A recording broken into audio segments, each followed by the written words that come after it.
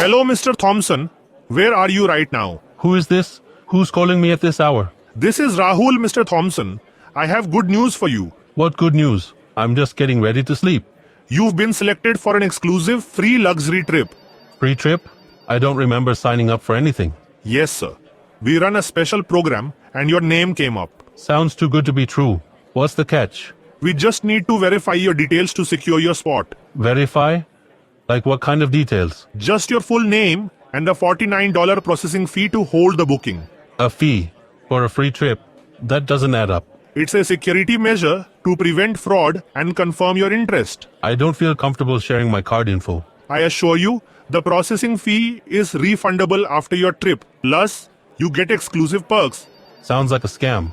I'm going to hang up now. Please don't hang up. This is a once-in-a-lifetime chance. No, this is a scam. Goodbye.